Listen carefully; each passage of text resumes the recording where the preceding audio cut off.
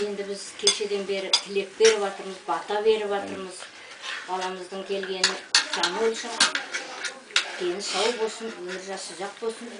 Енді бата бергенде бір бата жаттап алып едім, шынымды айтайын енді. Оны енді ұмытып қалмасам айтайын.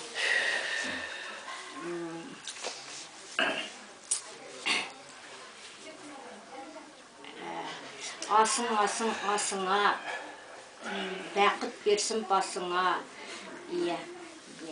Таң мезгілі болғанда өден-едей жорғалап, қырғауылдай қорғалап, қызыр кесін қасыңа.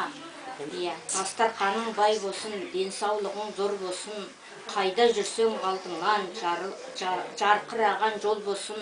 Әмин. Армандарың алдыңнан саған шығып жол берсін. Düşpanдарың саған құл болсын, үйің толған ұл болсын. Соны балыңа. Райнаған өзі арнап айтайын деп. Осында айтам деп. Ал енді мінекей орындалды, бүгін сіздің арманымыз. Дұрыс айтасың. Қазір ашма. Немене болғаннан кейін шақырасың? Апасы жөн болады жалғағаныңыз. Бірақ Мінекей енді бүгін осы Расулдың қызығы үшін жиналып отырмыз Тастаққаныңға. Енді әкесі мен шешесіне өмір берсін, бақыт берсін. Енді ешқандай ештеңе Алла бір жақсылықтан басқа ештеңе көрмесін.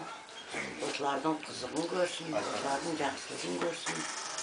Енді осындай бүгін мәжіліске жиналып осы баланың анау енді тар жерден аман келіп мәжілісіне жиналсақ, енді осы баланың аман есен үйленіп, біреуіміз екеу болсын, соған жиналайық.